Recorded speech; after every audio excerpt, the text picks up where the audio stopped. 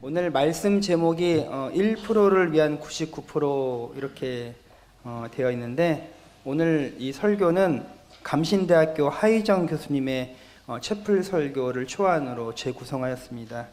혹시 제가 다른 분의 설교를 이렇게 할 때에는 이렇게 초반에 말씀을 드리는데 그대로 한 건 아니고요. 그 초안을 바탕으로 제가 설교를 준비했으니까 그 틀만 받아서 오늘 말씀을 준비한 겁니다. 그분한테 허락은 안 받았습니다.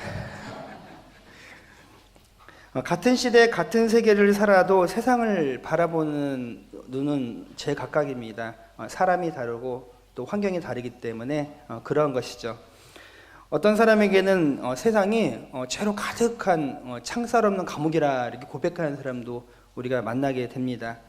죄로 가득한 세상에 하나님은 언제나 그가 바라볼 때는 심판자로서, 그리고 인간은 그 심판자 하나님 앞에서 벌벌 떨면서 구원을 간절히 바라는 죄인의 모습으로 선다라는 그런 시각을 가진 사람도 있습니다. 또한 어떤 사람에게는 세상이 그렇게 아름다울 수가 없습니다. 꽃과 나무로 가득한 신비한 정원처럼, 우리 한샘교회 성도님들은 그렇게 보이시죠? 오늘 이렇게 예배당에 오니까 참 많이 나름대로 변화가 있죠? 입구부터 좀 아쉬운 게 저 밤에 봐야 되는 건데, 저 추리가 저렇게 밤에 봐야 되는데 오늘 보고 싶으면 늦게까지 계셔요. 그리고 또 이렇게 장식도 있고 또 뭔가 변했죠. 제 뒤에 친구 2명 있잖아요.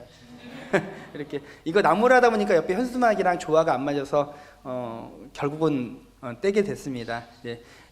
송구영신 예배 때 새로운 현수막을 저 위쪽으로 이렇게 양쪽으로 이렇게 달아서 교회 비전과 표어를 이렇게 정하도록 하겠습니다.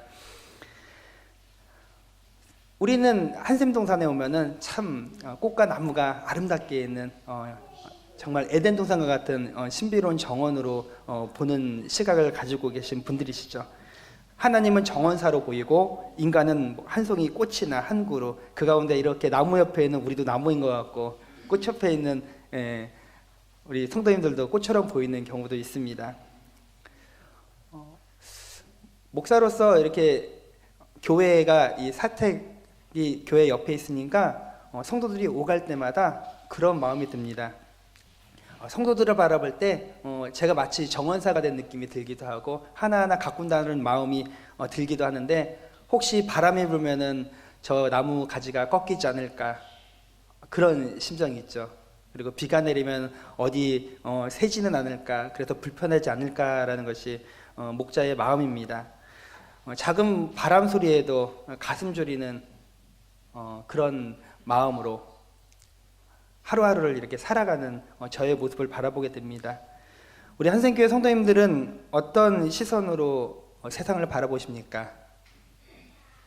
창살 없는 감옥처럼 보이십니까? 아니면은 신비로운 정원을 바라보는 그런 정원사의 마음으로 세상을 바라보십니까? 간절히 바라기는 오늘 말씀 가운데서 우리가 하나님께서 주신 이 세상을 아름답게 볼 수 있는, 그리고 우리 인간이 가장 살기에 적합한 신비한 정원으로서 보는 시각을 소유할 수 있기를 주님의 이름으로 축원합니다. 우리는 그 어릴 때부터 모태신앙인 분들이 특별히 그러실 텐데, 세상은 죄로 가득 차 있는 곳이다라고 배웠고, 또 심지어 저도 항상 세상을 바라보는 시각이 죄로 가득하고, 또 우리가 세상을 살아갈 때 유혹과 그 핍박으로부터 자유롭지 못하다라고 강단에서 선포되어집니다. 그래서 있는 그대로의 세상을 바라보는 것이 아니라 어떤 안경을 쓰고 세상을 바라봅니다. 우리 교회가 주일 오후에 찬양대 연습 끝나고 4시 반부터 기독교 세계관을 하는데, 지난주에 많이 오셨어요. 한 분이나 오셔갖고. 근데 기독교 세계관이라는 그 단어가 왜 중요하냐면은, 마치 그 가장 좋은 책이 니고데모의 안경이라는 것인데, 우리가 세상을 볼 때 이렇게 안경을 쓴다는 거예요. 그냥 보기에는 참으로 힘든 게, 우리 인간의 연약함도 있고 또 환경의 지배를 받기도 하고 또 죄를 짓기도 하고 해서 각자 세상을 바라보는 그 안경이 있다는 겁니다. 죄로 볼 것인지 아니면 하나님의 은혜로 볼 것인지는 자신이 어떤 안경을 쓰는 것, 그 안경은 내가 선택할 수 있다는 겁니다. 예수님 주변에도 항상 많은 사람들이 다가왔어요. 근데 예수님을 바라보는 시각이 제각각이었고 주님한테 기대하는 것이 다 제각각이었습니다. 주님은 그들의 그 마음을 알았고 그들이 자신에게 무엇을 기대하는지 그것조차도 다 알고 있었습니다. 그렇지만 주님은 묵묵하게 그들과 함께 동행하고 3년여의 공생의 삶을 같이 살아가셨습니다. 때로는 옷을 잘 차려입은 사람들이 예수님에게 다가오기도 했고, 하지만 대부분의 사람들은 하루하루를 힘겹게 그리고 고달프게 살아가는 사람들이 주변에 많이 있었습니다. 예수님은 그렇게 잘 차려입은 사람들보다는 하루하루를 고달프게 살아가는 사람들에게 더 마음을 주셨고 그들을 참 좋아하셨습니다. 그들과 함께 둘러앉아서 도란도란 얘기하면서 천국을 알려주고 또 세상을 살아가는 그 어려움 가운데 처한 자들을 위로하고 고치시고 가르치시는 것을 참 즐거워하셨습니다. 항상 주변에 사람이 많았기 때문에 한 끼 한 끼 먹는 것이 결코 쉬운 일은 아니었습니다. 넉넉하지는 못했겠죠. 그렇지만은 그 가운데서 부족하지만은 그들은 행복했습니다. 어떤 이들은 그 오병이어의 기적을 이렇게 해석합니다. 특히 이제 자유주의자들이 얘기하는데, 우리는 오병이어의 기적을 어떻게 바라보니까 안드레가 한 소년의 그 도시락을 가지고 와서 5병 5개의 떡과 물고기 2마리로 주님이 축사하시고 제자들에게 나눠주면서 제자들도 또 나눠주고 하면서 그 연쇄적인 그 상황 가운데서 끊임없이 5,000명 이상의 장정이 먹고 수만 명의 사람들이 먹고 남은 것을 모았더니 12바구니가 있었더라라는 것이 우리가 믿는 믿음이지만, 자유주의 신학자들은 그렇게 생각하지 않고 어린아이의 그 헌신을 통하여서 그 자리에 왔던 사람들이 다 자신의 도시락을 꺼내갖고 서로 나눠 먹었다라고 이렇게 얘기를 합니다. 그러니까 주님이 그 사람들을 먹일 만한 능력이 있다는 걸 인정하는 것이 아니라 오히려 더 인간적인 이 인본주의에서 해석을 하는 거죠. 그러니까 사람들의 뭐 사랑이 싹텄더라. 되게 듣기 좋죠. 하지만 주님의 그 권능을 철저하게 무시한 잘못된 해석입니다.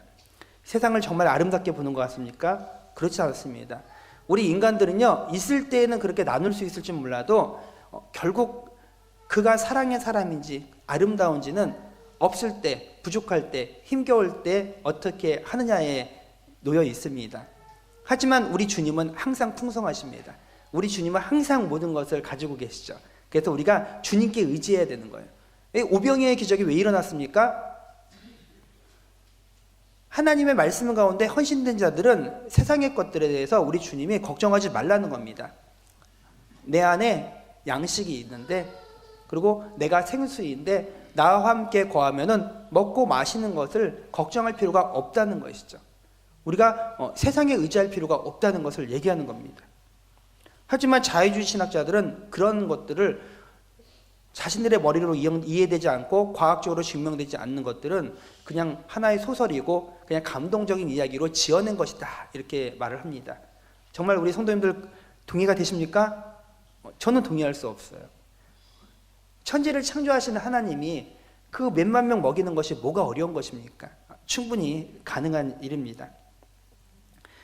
천국은 우리가 모였을 때 무엇을 먹고 마시느냐가 중요한 것이 아니라, 우리가 참된 천국의 삶이라는 것은 누구와 함께 그것을 누리고 먹고 마시느냐에 달려 있습니다. 산의 진미가 있더라도 원수와 같이 상을 같이 하면은 그 음식이 정말 맛있으신가요? 아니죠. 네. 저는 우리 한샘교회 주일 점심이 제일 맛있어요. 오늘 식사 당번이 솜씨가 없는 분인가요? 전 제일 맛있어요. 왜 그러냐면은 무엇을 먹느냐도 중요하지만은 더 중요한 것은 정말 함께 신앙을 나누고 사랑하는 사람과 다 같이, 우리 성도님들은 거의 다 드시잖아요. 참 감사하고 그래서 맛있죠. 솔직히 먹으면서 맛을 본다기보다는 같이 이렇게 사랑을 나눈다는 것, 교제한다는 것이 더 의미가 있어서 참 행복한 시간이 바로 그 시간입니다. 예배를 통하여서 영혼의 양식을 먹고 예배를 마치고 또 우리 육체를 위해서 먹는 이것이 조화를 이루었을 때 얼마나 감사한 삶이 되겠습니까? 그저 서로 함께 있다는 것만으로 세상을 다 얻은 것 같고요. 바람만 봐도 배부른 것이 바로 천국의 교제입니다. 우리 주님도 그렇게 형식적으로 지켜야 될 것이 많은 회당을 가시는 것보다는 식사하며 교제하며 편하게 지낼 수 있는 그 힘겹게 살아가는 그 백성들과 함께 먹고 마시는 것, 부족할지라도, 그리고 퀄리티가 떨어질지라도 누구와 함께 교제하고 먹고 마시느냐를 더 중요하게 여기셨습니다. 오늘 본문의 이날도 세리와 죄인들이 예수님을 찾아왔습니다. 예수님은 이들에게 식탁의 교제로서 그들을 환대하십니다. 그리고 함께 음식을 나누기 시작하셨습니다. 그런데 이들만 있었던 것이 아니라 예수님을 찾아온 또 다른 부류가 옆에 있었습니다. 그들은 당시에 지체 높으신 바리새인과 서기관들이었습니다. 이들은 주님의 그 환대의 그 식탁에 함께하지 않고 옆에 있으면서 오히려 눈앞에 벌어지는 그 광경을 보면서 서로 놀라며 수군거리기 시작했습니다. 아니, 저렇게 더러운 죄인들과 랍비가 음식을 같이 먹다니 이건 있을 수가 없는 일이다. 저 랍비, 저 예수라는 자 좀 이상하다. 우리가 알던 스승이 아니다. 이렇게 수군거리기 시작합니다. 예수가 도대체 누구길래 조상 대대로 지켜온 신성한 율법을 저렇게 모욕하느냐라고 수군거리기 시작합니다. 유대 사회에서는 이 세리와 죄인들은 문화적으로 상극입니다. 세리는 어떤 자들입니까? 세금을 거두는 자들. 그리고 그들과 지금 같이 먹고 있는 그 죄인들은요, 학자들이 그런데 당시에 세금을 제대로 내지 못한 범법자들이 대부분이랍니다. 참 묘한 구조 아닙니까? 세금을 거두는 자와 세금을 내지 않는 자들이 지금 한 상에서 같이 먹는 겁니다. 모든 죄인이 세금을 안 낸 사람은 아닌데 대부분이 안 낸 사람들이라고 합니다.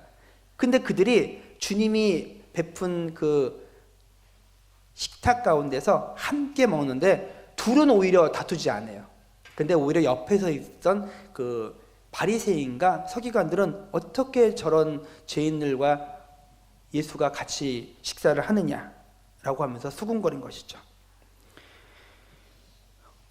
어떻게 이 상극인 사람들, 세리와 죄인이 같이 식사를 하면서 한 자리에 있을 수 있었을까요? 그것은 바로 이 바리새인과 서기관들의 수군거림에서 답이 나옵니다. 세리와 죄인은 사람들한테 결국은 정죄를 당하는 사람들이었어요. 세리는 어떠한 정죄를 받습니까? 매국노. 자기 일신을 위해서 나라를 팔아먹고 자기의 동족을 피를 빨아먹는 자다라는 것이 바로 세리의 정죄였고요. 그리고 또 이 죄인들은 당시에 로마법을 지킬 만한 능력도 안 돼갖고 낮고 천한 가운데서 반복적으로 본의 아니게 그 부족함을 인해서 죄를 지을 수밖에 없는 그런 세금도 내지 못하는 그런 불쌍한 자들이었죠. 그래서 항상 사람들 앞에서 떳떳하지 못하고 마치 자신의 그 직업이나 그 처지를 하늘에서 내린 형벌처럼 그 천형으로 안고 살아가는 죄인들이었습니다. 어느 누가 그렇게 살기를 스스로 선택했겠습니까? 살다 보니까 어쩌다 보니까 거기까지 이르게 된 것이죠. 평생 죄인의 구레를 쓰고 그렇게 사람들이 비난해도 하루하루를 그래도 힘겹게 견디고 살아가는 사람들이었습니다. 때로는 숨 쉬는 것도 죄스러웠고요. 그리고 숨 한번 크게 내쉬면 누가 볼까봐 눈치를 보는 인생이 아니었겠습니까? 그리고 누가 쳐다보면서 수군거리면은 나를 비난하나 보다 라는 그런 자괴감으로 살아가는 사람들이었습니다. 하지만 예수님은 이들에게 한 사람의 가치가 얼마나 소중한 것인지를 그 바리새인과 서기관들의 수군거림 가운데 그들의 말을 멈추고 지금 잃어버린 한 마리 양에 대해서 말씀하고 시작하는 것이 바로 우리 그 4절부터 시작되는 비유, 양의 비유입니다. 이 누가복음 15장은 잃어버린 것에 대한 세 가지 비유가 나옵니다. 첫 번째는 잃어버린 양, 그리고 두 번째 단락은 잃어버린 드라크마, 마지막 뒷부분은 우리가 너무나 잘 알고 있는 누굽니까? 탕자의 비유가 이렇게 나와서 이 15장 전체를 세 개의 비유로 이루는데, 이것은 일맥상통한 하나의 이야기입니다. 그래서 굳이 세 개를 다 설명하지 아니하고 이 첫 번째 잃어버린 양의 비유를 통해서 오늘 은혜로 나누도록 하겠습니다. 우리 4절 말씀 우리 함께 봉독하겠습니다. 시작.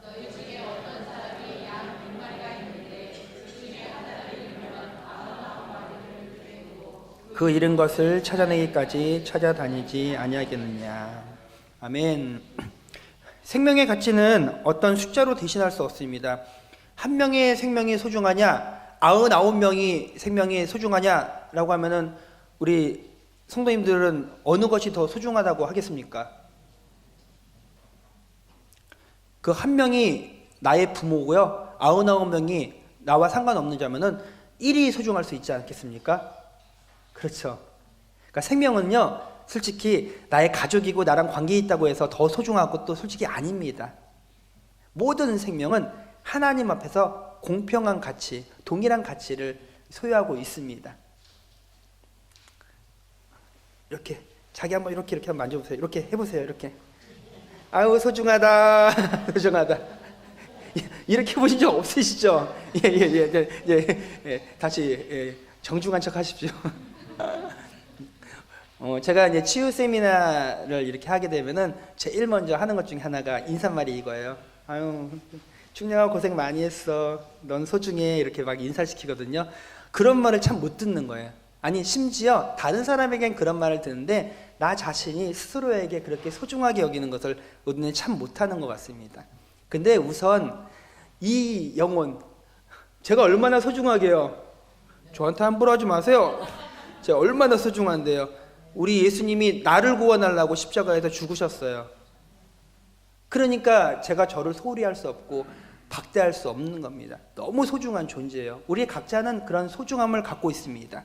우리 주님은 그 잃어버린 한 마리 양을 위해서 이 땅에 오셨습니다.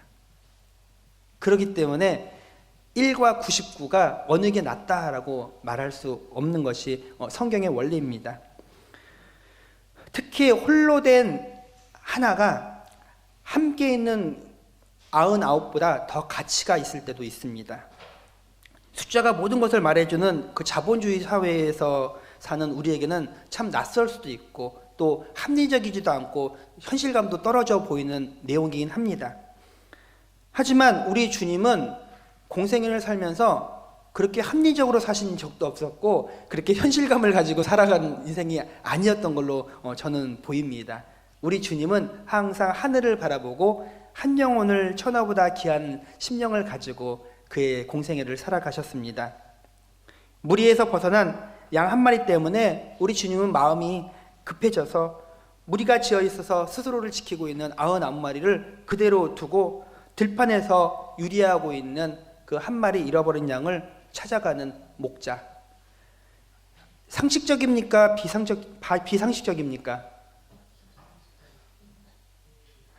그러니까 양을 안 키워봤으면 말을 하지 마세요. 목자가 양을 키우는데 100마리가 있는데 한 마리가 안 보여요. 목자면은 당연히 찾으러 나갑니다. 근데 목자가 아니고 목양적인 마음이었으면은 99마리를 지킵니다. 성경에서 들판이라는 것이 NIV 성경을 보니까 오픈 컨트리라고 되어 있습니다. 그냥 울타리도 없이 광활한 광야인 거예요. 어디서부터 어디까지 내가 찾아 나서야 될지 동서남북도 모르는 거고요. 그냥 오픈되어 있는 거예요. 목자는 정처 없이 그 양을 찾으러 다녀야 됩니다. 그 양은요, 울어도 뭐 사자처럼, 아니 심지어 개처럼 크게 짖는 것도 아니에요. 그냥 애매하게 뭐 이렇게 뭐 틀릴랑 말랑 하는 소리로 하는 그 소리를, 목자는 그 소리를 찾아서 양에게 다가가야 됩니다. 그 길을 잃은 양이 어떤 짐승을 만나서 공격을 당할지 모른다는 그런 두려움과 걱정스러운 마음으로 목자는 찾아다닙니다.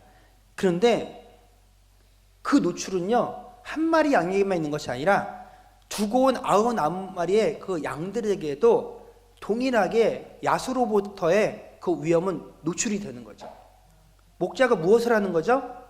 지팡이를 짚고 또 양들을 지키는 훈련된 개라고 하죠. 예, 목동의 그 목동견이라고 하나요? 그와 함께 이렇게 다니는데, 지금 목자가 한 마리 양을 찾기 위해서는 목자가 그 개를 데리고 다니면서 그가 수색하게 하고, 그렇기 때문에 99마리 양은 지금 방치되어 있는 겁니다. 그래도 목자의 심정이라면은 그 한 마리를 결코 포기할 수 없습니다. 우리 주님은 그러한 마음을 지금 가지고 이 양의 비유를 말씀하는 겁니다. 바리새인과 서기관들은 잃어버린 양, 죄인들, 세리, 그 죄인들은 버려진 거예요. 포기되어진 거죠. 당시 지도자들은 바로 99머리에 그 모여있는 백성들에게 말씀을 가르치고 제사를 집례하고 그런 자들이었습니다. 그들이. 왜 죄인들과 함께 식사를 하느냐?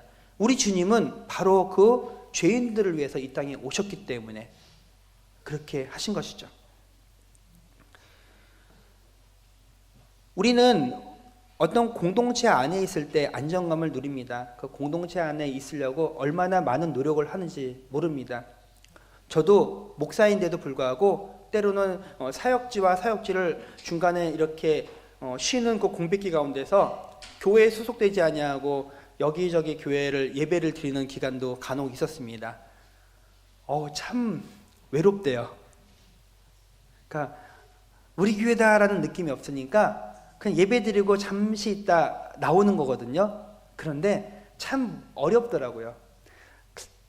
그래도 한때는 한 교회의 목사였는데 출석하는 교회 담임 목사한테 정식으로 인사를 드리면서 일정 기간 예배 드리겠습니다. 인사를 드려야 되나 말아야 되나 망설이기도 하고요.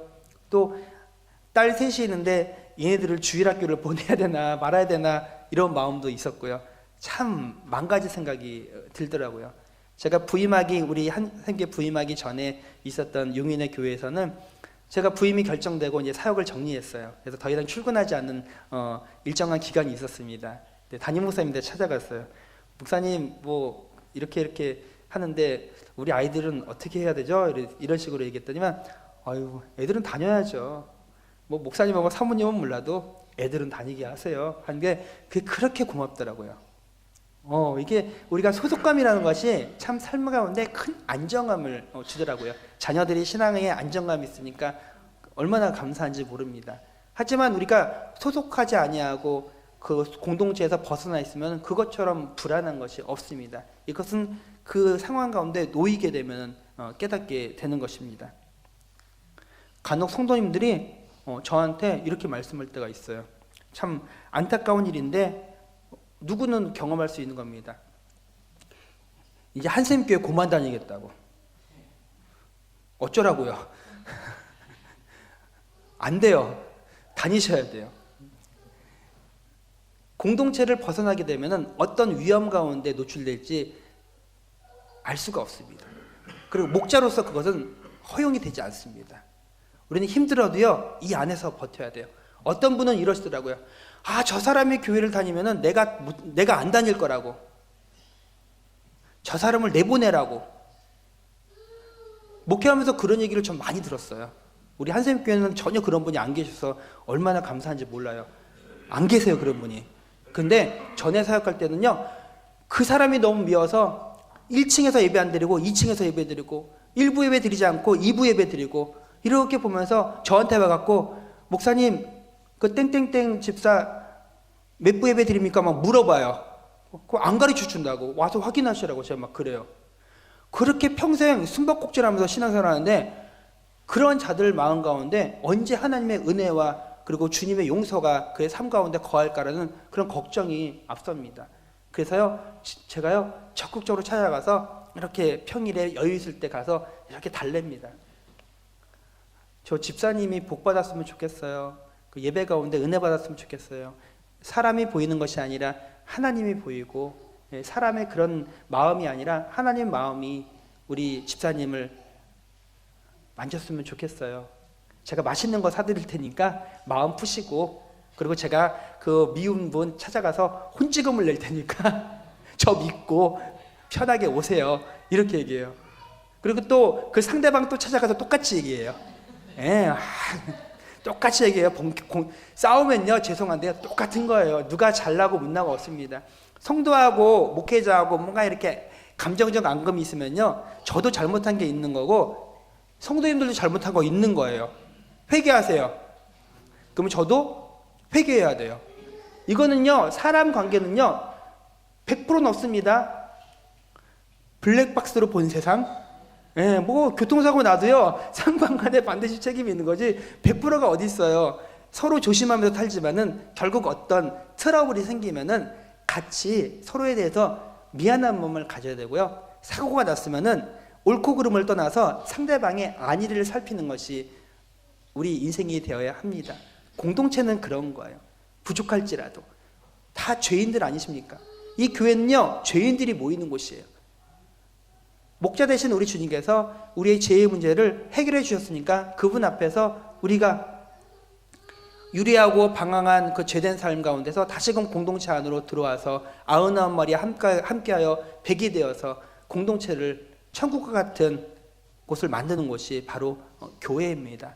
우리 주님은 그래서 그 한 마리 잃어버린 그 양을 찾고자 다니시고 결국은 찾으셔서 다시금 공동체 안으로 부르십니다. 죄인과 세리들과 식사하는 우리 주님은 바로 그것을 한 겁니다. 전에는 이 죄인과 세리를 가르치는 랍비가 없었어요.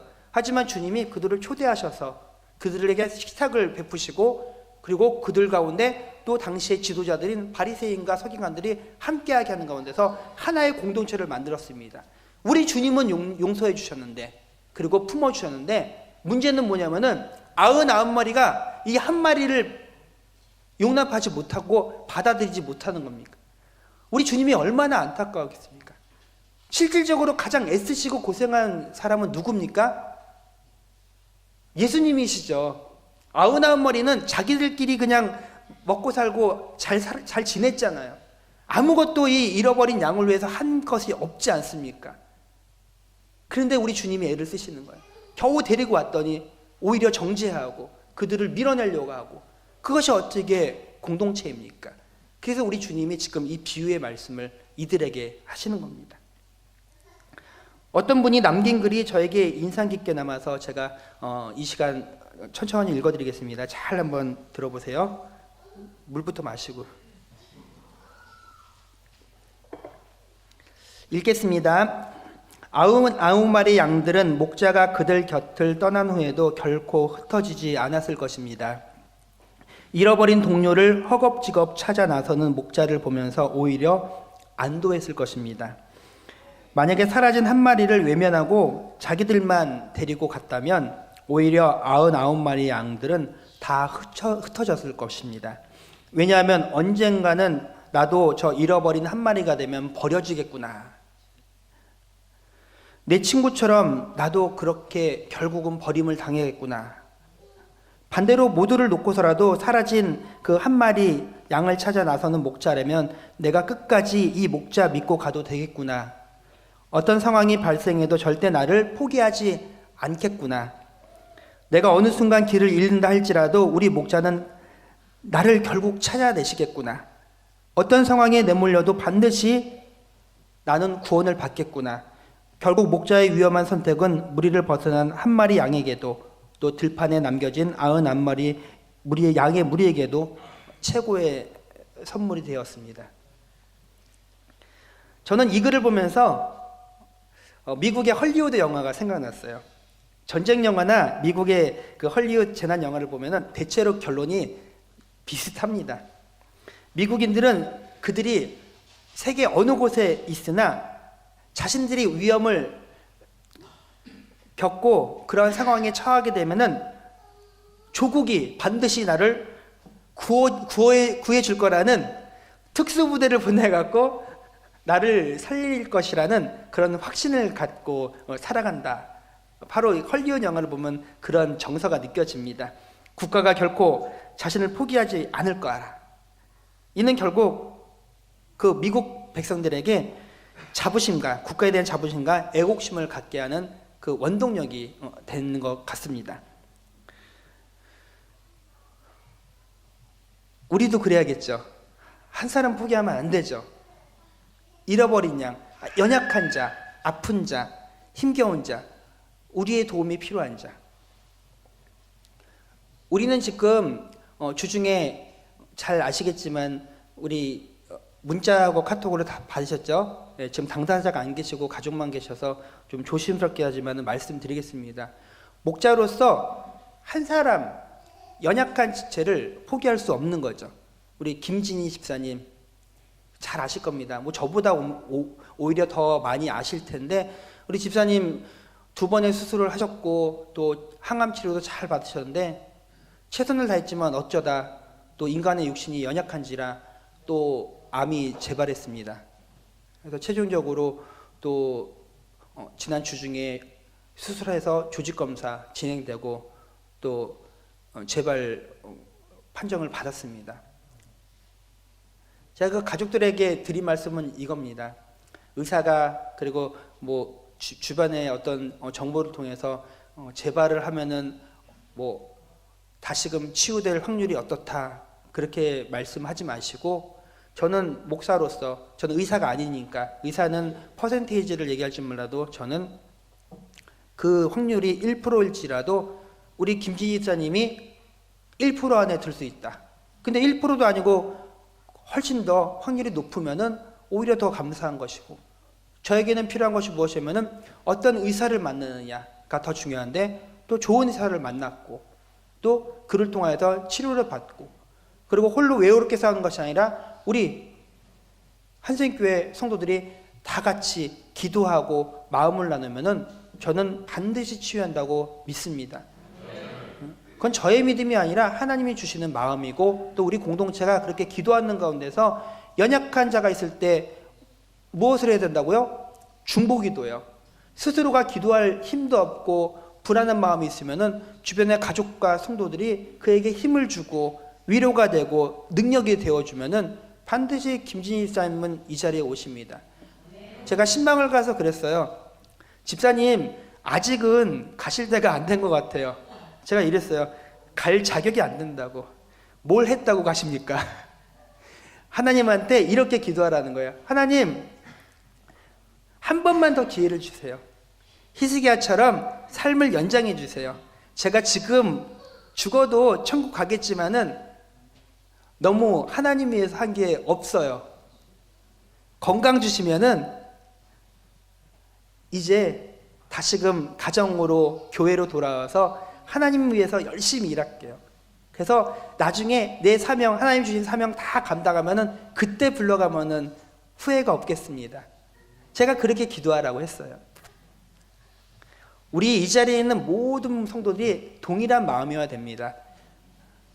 저는 김진희 집사님 그런 삶의 상황을 보면서 돌아오면서 이런 고백이 있었습니다. 가족들에게 조금 죄송한 말일 수 있는데 저한테 드는 마음이니까, 기도할 때 드는 마음이니까 그냥 다 받아줬으면 좋겠습니다.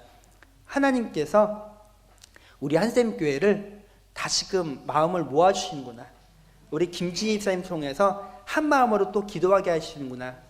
그리고 제가 소망하긴 하나님께, 하나님 우리 교회 가운데 기적을 허락하여 주옵소서. 기적의 목적이 무엇이라고요? 기적은 구원을 위해서, 더 많은 영혼들을 구원하기 위해서 우리 주님이 항상 이스라엘 백성들 가운데 보여준 겁니다. 하나님의 능력이 이렇다. 이 능력의 하나님을 믿고 순종하라 라는 것이 우리 주님이 기적을 베푸신 목적이었습니다. 우리 한샘교회 가운데서도 그런 기적이 있을 거라 저는 믿습니다. 하나님 부흥케 하여 주옵소서. 하나님 우리 교회를 새롭게 하여 주옵소서. 그럴 때 하나님이 우리의 기도에 응답하신 거예요. 그래서 그 응답 가운데 무엇을 하냐면은 너희들의 믿음을 증명하라. 그랬을 때 가장 연약한 한 마리 양을 위해서 우리가 어떻게 섬기고 사랑하고 기도하는지를 우리 모두가 증명해내야 됩니다. 그것이 저는 조심스럽게 부탁드리는 것은 우리 김진희 집사님을 통해서 하나님이 일하시길 원합니다. 하나님 살려주옵소서. 하나님 다시금 시간을, 그의 생명을 더 살 수 있는 기회 허락하여 주셔서 우리하고 함께 뜨겁게 주님 부르시는 그날까지 주의 일 하길 원합니다.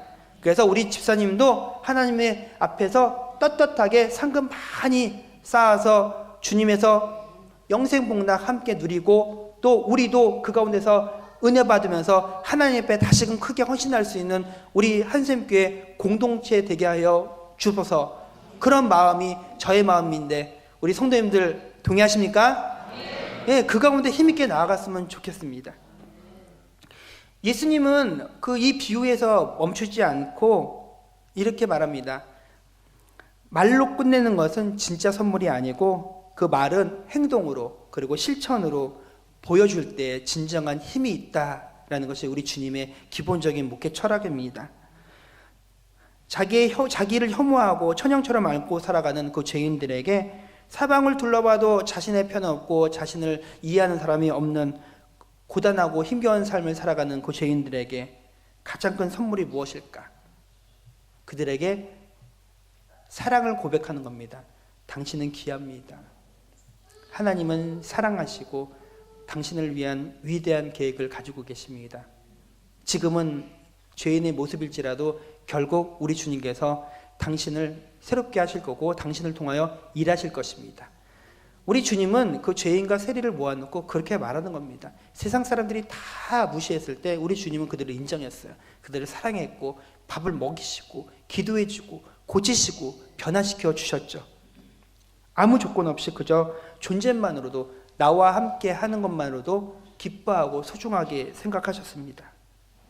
우리 5절과 6절 함께 봉독하겠습니다. 5절 6절 시작.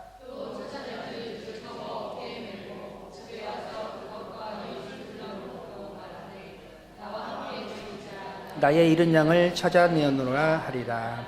아멘. 이거는 잘 알면서도 참 재밌는 구절이, 양 한 마리를 찾은 거예요. 근데 그 주인이, 그 목자가 어떻게 한다고요? 마을 사람들 다 모아놓고 큰 잔치를 베푸는 거예요. 경제적 논리에서는 있을 수 없는 일입니다. 양 한 마리가 뭐라고. 하지만 마을 사람 다 모아놓고 기뻐하는 겁니다. 우리 주님이 우리를 바라보면서 그런 마음을 가지시는 겁니다. 저도 그 마음 알겠어요. 그 마음 알겠어요. 신앙생활을 하지 않고 세상에 있었던 분들이 예배를 드리기 시작하면요, 정말 그를 위해서 막 잔치를 베풀고 싶어요. 물론 감사하게도 우리 교회는 매주일 잔치를 베푸니까 거기에 초대만 하면 되는 거죠. 우리는 그것을 아까워하지 않습니다. 그렇죠. 근데 제가 우리 한샘교회 신방 참 소중하고 생각하고 감사하게 생각하는 것이, 한가정 신방을 가면은 뭐 이렇게 많은 사람들이 따라다니는지 모르겠어요.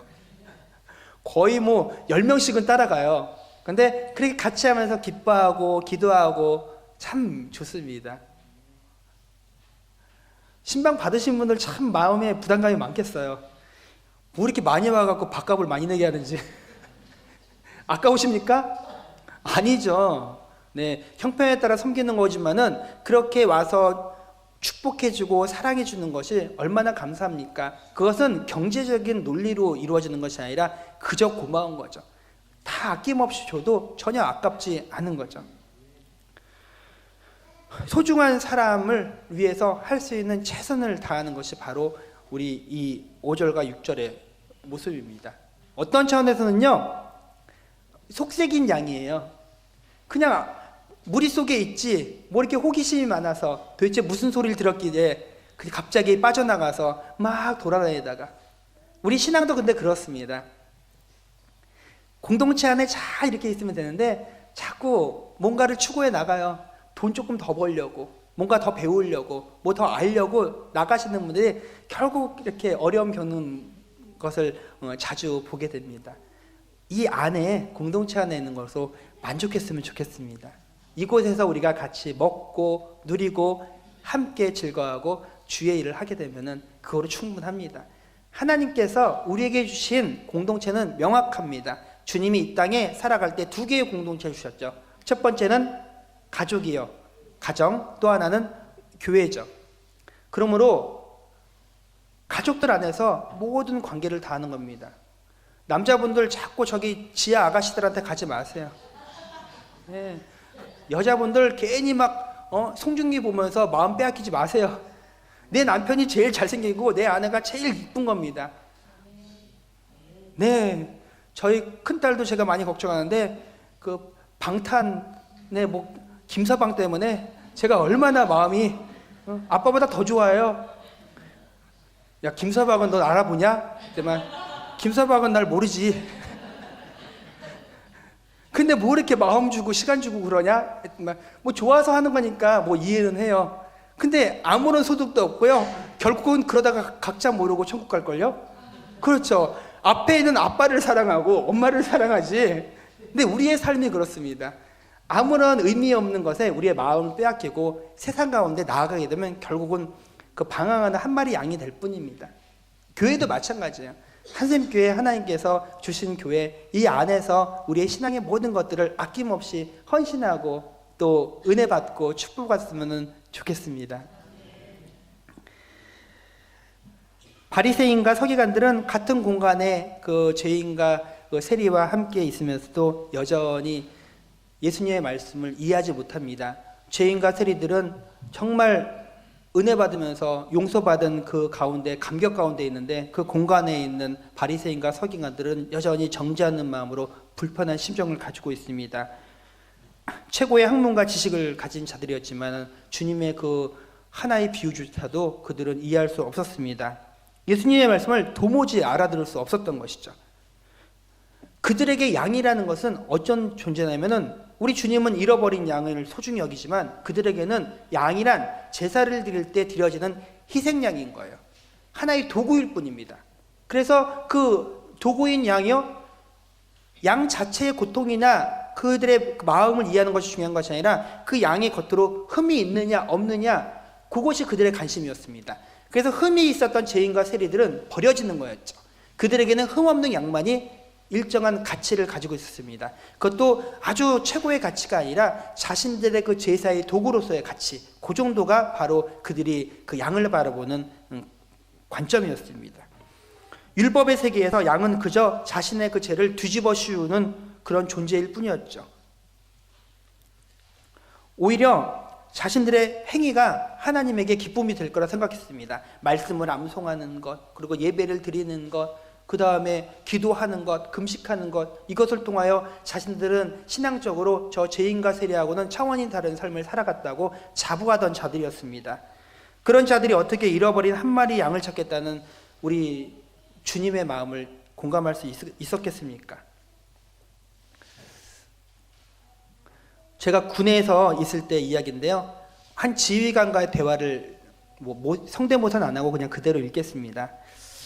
제가 군대에 있을 때 저를 지휘관들이 박전도사라 불렀어요. 왜냐면 전도사를 하다가 군대를 가서 그런 건데 믿음이 좋아서 그런 게 아니라 그냥 전도사를 하다가 갖고 너 뭐 하다 왔냐 했더니 전도사 하다 왔습니다 이랬더니 그때부터 박전도사가 됐어요. 2병 때도 박전도사, 1병 때도 박전도사, 병장 때까지 전도사. 저는 진급이 없었습니다. 한 지휘관이 어느 날 좀 여유 있는 시간에 저한테 이렇게 하시더라고요. 박전도사, 네, 일병 박충영. 내가 성경 참 좋아하고 대체로 그 내용을 동의하는데 군인으로서 한 가지는 동의하지 못하겠어. 그거 있잖아. 네, 일병 박충영. 어떤 건 말씀이십니까? 그 양 100마리 중에 그 고문 가는 양 한 마리 있잖아. 고문 간 그 한 마리. 예수는 왜 그 한 마리에 그렇게 집착하는지 모르겠어. 난 고문 가는 버려. 그 한 명한테 낭비할 시간에 99명을 정예병으로 만든 것이 내가 지휘관으로서 하는 일이야. 박전사, 내 생각에 대해서 어떻게 평가할 건가? 네, 일병 박충영. 이거 꼭 해야 돼요. 안 하면 맞아요. 그런 차이로 하나님은 중사님을 직업군인으로, 저는 전도사로 부르신 것 같습니다. 더 이상 저런 말 안 하더라고요. 얘는 대화가 안 돼. 설명을 하라고 했지. 뭐 누구 정체성을 밝히라고 했어. 그래서 그분은 군인이었던 거예요. 그리고 저는 그래서 목회자가 된 겁니다. 100%를 채우기 위해서 1%의 희생은 더 이상 없어야 됩니다. 그냥 99마리 공동체를 온전하게 만들려고 그런다고 해서 그 1%의 문제가 해결되는 것이 아닙니다. 우리는 1%를 결코 포기해서는 안 됩니다. 따뜻한 시선으로 결국은 1%를요 우리가 품어야 돼요. 그래서 99%는요 진심 어린 그 1%에 대한 응원과 섬김이 필요합니다. 기도해야 돼요. 그들을 정죄하면 안 됩니다. 저 사람 교회 다니면 나 안 다녀? 와, 진짜 인간적인 마음으로는 그냥 그 사람이 안 나왔으면 좋겠어요. 근데 저는 그렇게 말씀하시는 분도 저에게는 잃어버린 양인 거예요. 다 품어야지 어떡합니까? 다 품어야죠. 사람으로서의 박충영은 그걸 못 품겠는데 담임 목사로서는 제가 품어야 되는 거예요. 우리 성도님들도 동일합니다. 인간으로서의 땡땡땡은 못 품지만은 뭐뭐뭐 집사, 뭐뭐뭐 건사, 뭐뭐뭐 장로면은 다 품어야 됩니다. 포기하거나 정죄하거나 제외하지 않아요. 나랑 다르니까 같은 공간에 있는데 누군가를 투명인간 만들면 안 돼요. 투명인간 이렇게 몇 명 딱 보고 그냥 기본적으로 인사도 안 하고 또 이렇게 보면서 그러니까 기본적으로 그냥 매너만 갖추고 나는 혼자 우아하고 신앙이 좋은 척. 저는 속일 수 있어요. 하지만 하나님은 절대로 속지 않습니다. 아니, 하나님은요 끝까지 기다리세요. 아유, 내가 네 마음 안다. 얼마나 마음이 불편하겠냐. 그것도 우리 주님이 참을 때까지입니다. 결국 심판의 때가 되면은 그 부분을 다 하나님께서 계수하시는 날이 있어요. 그날 앞에 그 심판대 앞에서 뭐라고 변명하시겠습니까? 저도요 싫은 사람들 있습니다.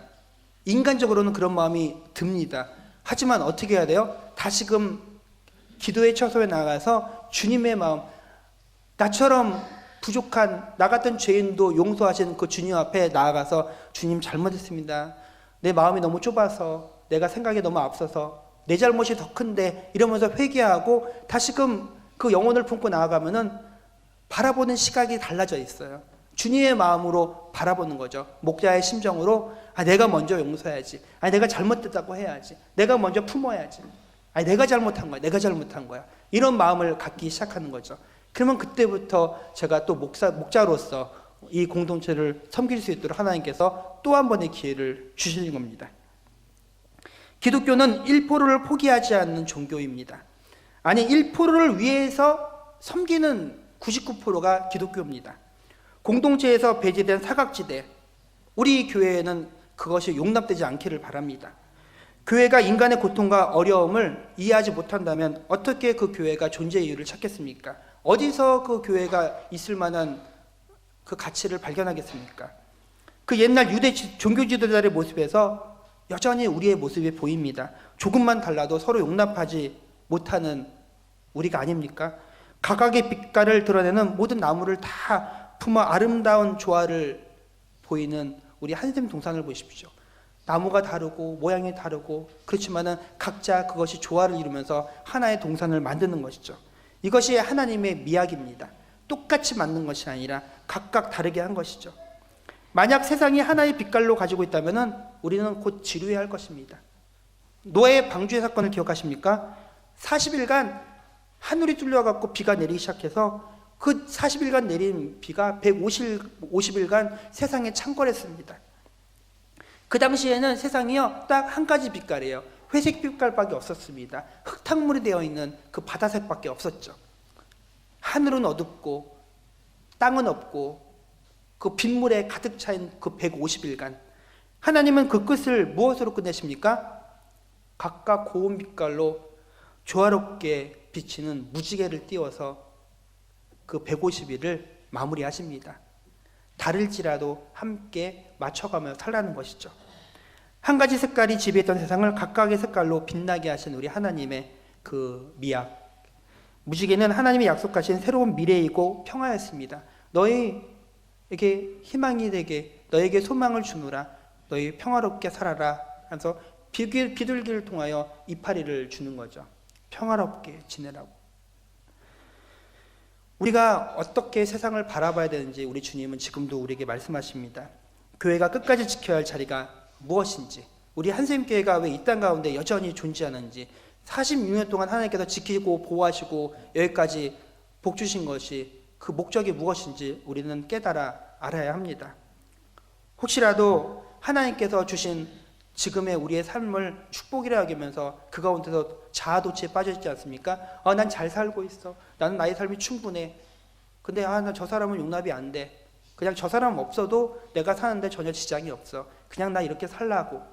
그렇게 자아도취에 빠져있지는 않습니까? 우리와 다르다는 이유로 타인에게 함부로 죄인의 명예를 씌우고 있지는 않습니까? 있는 모습 그대로 사랑하십시오. 있는 모습 그대로. 저도 꾸미지 않고 공동체 가운데 나아가겠습니다. 혹시 내 모습 그대로를 보이게 되면은 누군가 나를 거부하고 사랑하지 못할까 봐 두려움이 있으십니까? 아니요. 사람은 그럴지라도 우리 주님은 그렇지 않으십니다. 결코 포기하지 아니하시는 우리 예수 그리스도의 그 목자의 심정을 가지고 세상을 바라보고 공동체를 섬길 수 있는 우리가 되기를 주님으로 축원합니다. 우리 시간 함께 찬양하겠습니다.